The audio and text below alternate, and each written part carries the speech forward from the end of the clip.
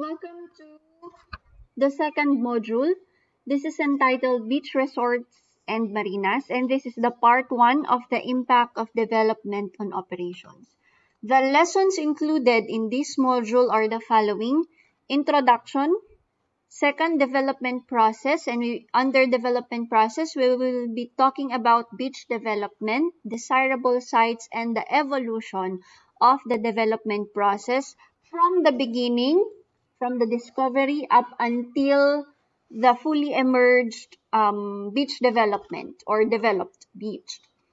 Also, we will be talking about the marinas, wherein we will discuss the development process of marinas also, the onshore and offshore aspect of a marina, and basis for marina development. So this chapter focuses on beach resorts and marinas. The development process for both is outlined.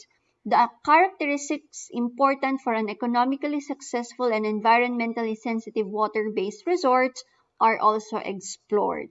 So at the end of this learning lesson, the students will be able to identify the key elements in the development process that help maintain a balance between the physical capacity of a beach resort and the economic needs of the developer. Aside from that, the students also will be able to define the main factors affecting the attractiveness of a site for a beach resort. And the last learning outcome will be the students will be able to explain the role of general design principles in site planning for a marina. So let's start with the lesson content with lesson number 1. But before that, let me first read to you what Phyllis Hembry said. George III, suffering from severe abdominal spasms, came to drink the waters there. Cheltenham. There pertains to Cheltenham. Cheltenham is a town in Gloucestershire, England. So came to drink the waters there in 1788 and made it fashionable as a summer resort, which is now we call the English Spa, which existed from 1560 up until 1815. And now today, there are several English spas found in Cheltenham, Gloucestershire, England. So a variety of recreational activities utilize water as the major attraction. Most specifically here in the Philippines, na mahaba ang summer season natin, and we always long for water. Water activities, we always long for sea. So here are some major attractions. So the first one would be the natural beaches. Natural beaches which can be used for sunbathing. Madaming mga turistang pumupunta dito sa Pilipinas just to have their sunbathe activity here in the Philippines. Swimming. Beach combing. What is beach combing? Beach combing is the activity of looking or searching for stuff on the beach. Yung mga kumukuha ng corals, which is right now, under the Department of Tourism and DENR, it is forbidden for anyone to take any coral or any marine, coral, specifically coral reefs, yung mga patay na, to be considered as souvenirs because yung corals, pag tumatagal, nagiging sand sila. So, very popular, they may require little development though maintenance costs can be high. Beaches allow for a variety of complementary activities, including snorkeling and scuba diving, if they have a very rich marine ecology. Next, open space and trails, typically found around lakes and wetlands. They can be used as sites for fishing or camping or for observing wildlife and fit well into the ecotourism movement. If the attraction is an open space and trail, make sure that the activity should not be loud. It should be discreet. Why? Because open space and trails normally, doon natin makikita yung ecosystem natin. And if the activities are too loud, it might disturb the ecosystem thriving in that specific area. So next would be golf courses, which develop in Scotland, the reputed home of golf. So again, Scotland is the reputed home of golf on the coast to give participants the benefit of the invigorating sea air. Aside from that, there is this certain grass that they use on golf courses, which is called turf. And ang turf could actually tolerate seawater and brackish water. So the next one would be the marinas, servicing sailboats and motorized crafts as well as windsurfing and other water sports are actually done in marinas. Care must be Depending on the type of craft catered to, the amount of development can range from little to extensive. Example of a marina here in the Philippines would be the Kamsur Water Sports Complex, where you get to experience different water sports like water skiing. So the next one would be residential development, as home sites on the waterfront generate premium prices. Ibig sabihin, yung mga nagpapatayo ng bahay doon sa waterfront sites, mataas ang value nung residential home na yon. However, care must be taken to balance preservation of the often sensitive ecology near the waterfront and near the water itself, and obtaining an economic return on the investment. Kaya makikita nyo, most of the celebrities have their homes sa waterfront sites. And that is very popular in the US. Also, you have commercial developments such as hotels, retail stores, and restaurants, which caters mostly to tourists.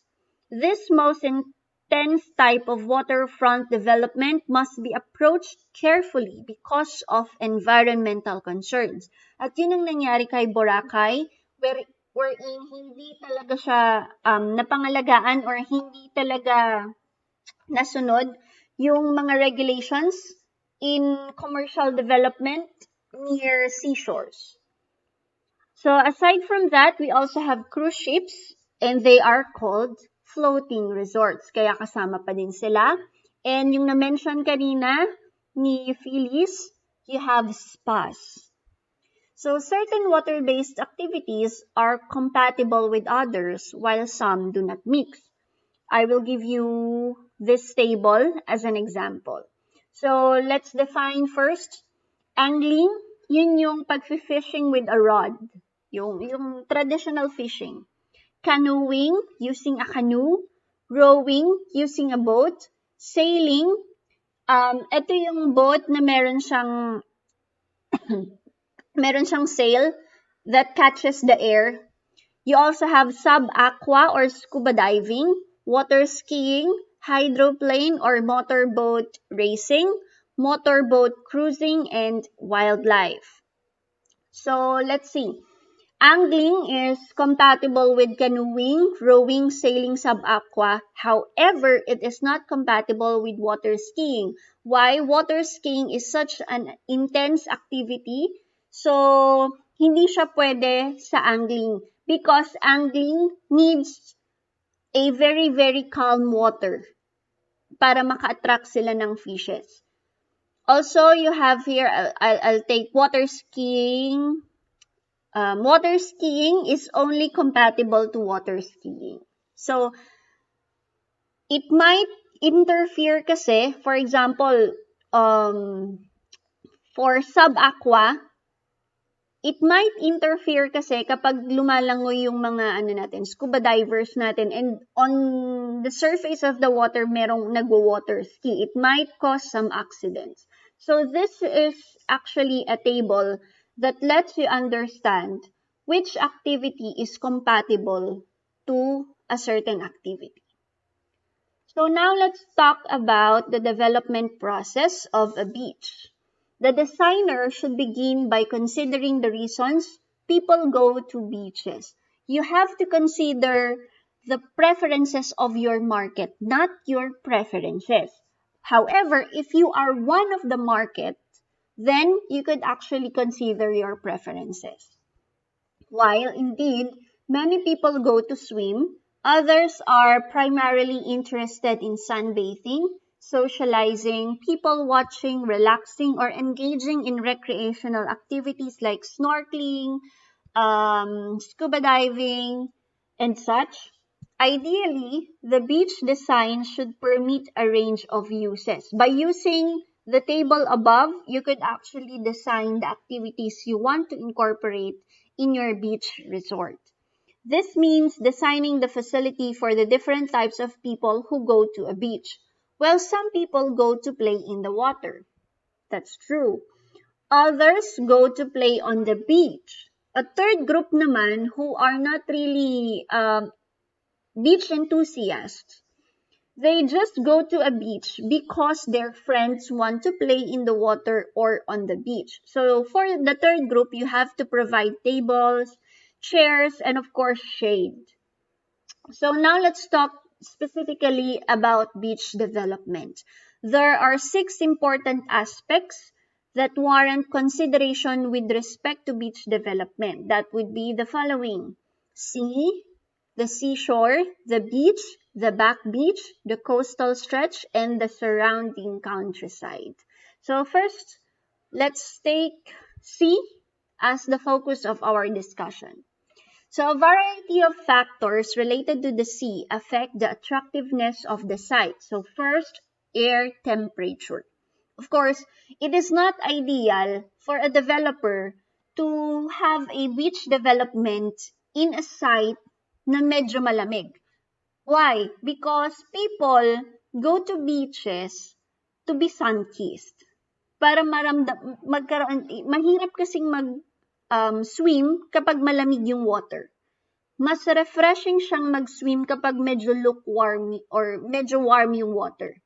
Hindi rin naman maganda if the air temperature is too high. Yung sobrang masusunog na, no one will go to your beach. So you have to consider that first. Another is amount and intensity of the wind and sun.